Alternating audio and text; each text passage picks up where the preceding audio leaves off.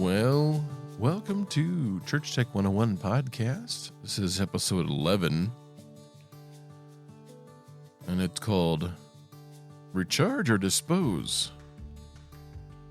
We'll talk about wireless mic batteries.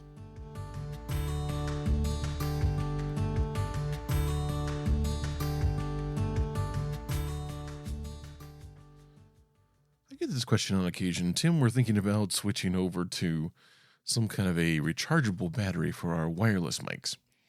And so I thought I would just do maybe a shorter episode to chat about that and sort of share my opinion about it and some ideas with you. But people want to know. And so I think when I think about rechargeable batteries, and maybe this is because I'm old, it's because I think about NiCad batteries.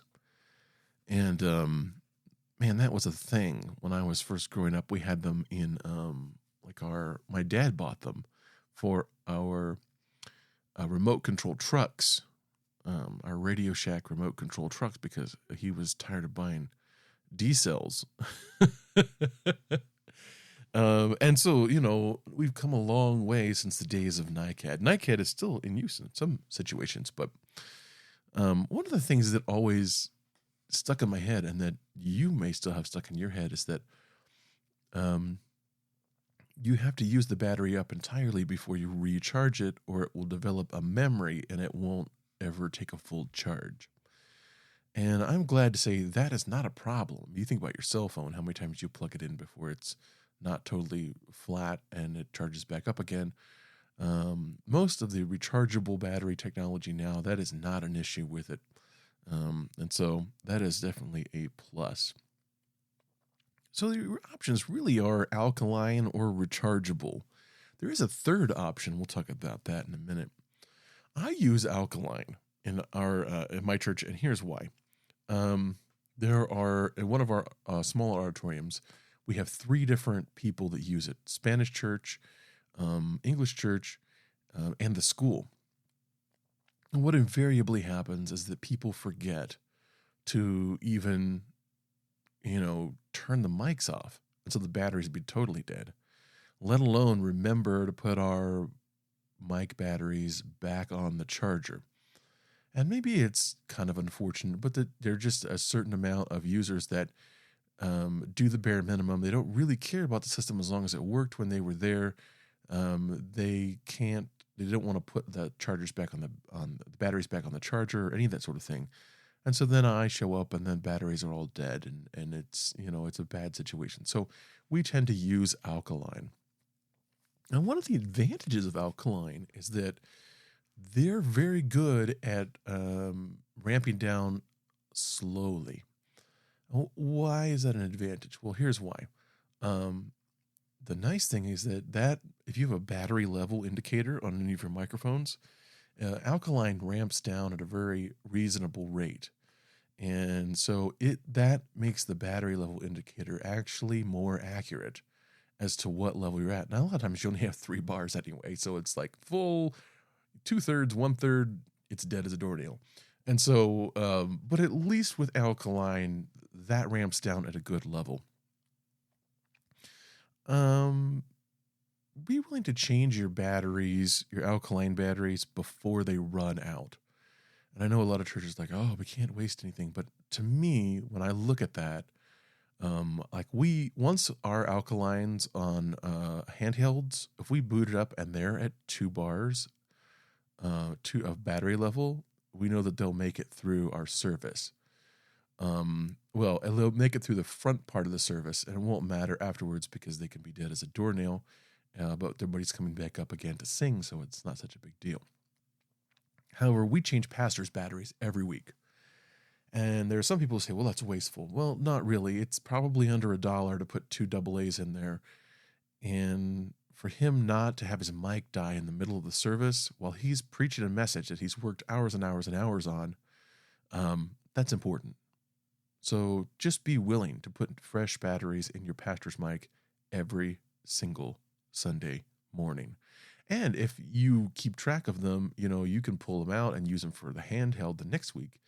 But give Pastor fresh batteries every morning, every Sunday. It's worth it. So if you do multiple services on a Sunday and it'll make it through the whole day, just pop new batteries in every Sunday morning.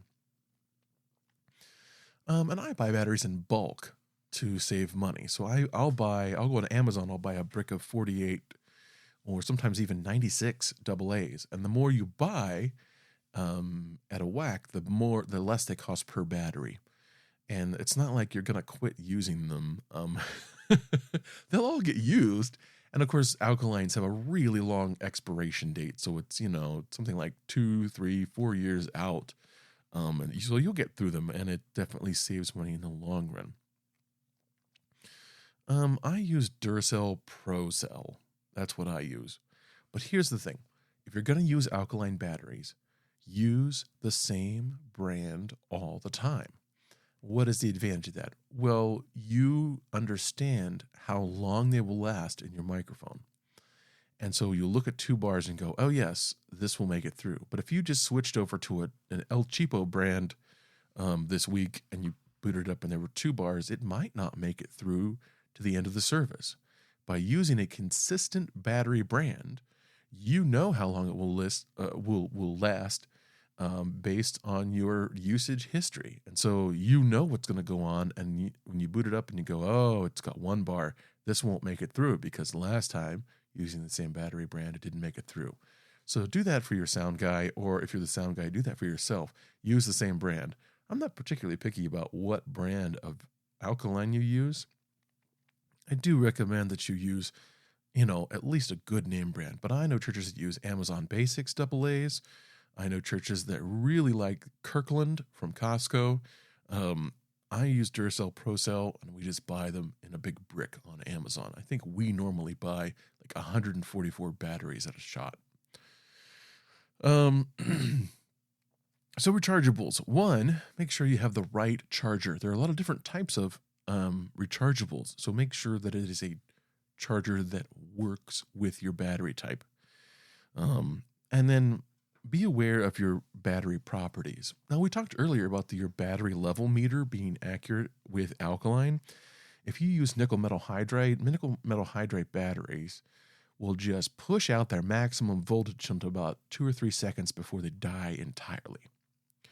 So your level is going to read full all the way up until the battery dies. You might get a couple of minutes of 2 bars or 3 or 1 bar, but it's so quick. It's like boom, boom, boom, and all of a sudden it's gone. And so if you have a battery level indicator on your microphones, using nickel metal hydride is not going to give you an accurate level reading. However, the thing to do with them, of course, because they don't have any memory, is as soon as you're done with the Sunday service, you pop all your batteries out and you stick them straight into the charger and top them back up again. So every time you're putting new batteries in, you're starting with a full fresh battery, and it'll make it through your service. I would consider having 2 sets of rechargeable batteries, and then buy some sort of a battery storage tray or whatever. But you can have a set on the charger. You could pull out last week's batteries and put them on the charger and put a fresh set of batteries straight into the mics every week if you want to do it that way. But having 2 sets is going to be a plus. Because you have extra ones ready to go. And of course, you can always just pull out regular old alkalines as a backup. So I would keep a small amount of alkalines as a backup plan in case somebody forgot to charge your batteries. There are some wireless mics that have an internal battery, and some of the higher end ones, they even make a drop-in charger where you just drop the mic in the charger and it charges back up. So that's great. It's kind of like radios or whatever, you just drop that thing in there, and it's got 2 contact points, and it charges it up. Some of them require you take the battery out and actually insert it into the mic receiver, and that's got a charger in it too. And the thing about digital microphones is they do tend to eat more battery than the older analog or only type microphones. Because they are talking back and forth and actively switching frequencies or whatever. That requires more transmitting, more power, more etc. So I have found that digital mics do generally tend to eat more battery than the older ones. Now, the negative of that is that sometimes the replacement batteries for ones with internal batteries are expensive up front. So if you're looking to spread your cost over time, then probably something that runs on just regular AA's or whatever, it's going to work better for you. So, situations. Alkaline is great for a space with multiple users. At least in my case, it has been. Because even our large auditorium gets used by school events, and it gets used for church events, and so just being able to swap fresh batteries in is a good deal for us because there are so many people who use the system. Let's talk about rechargeable brands.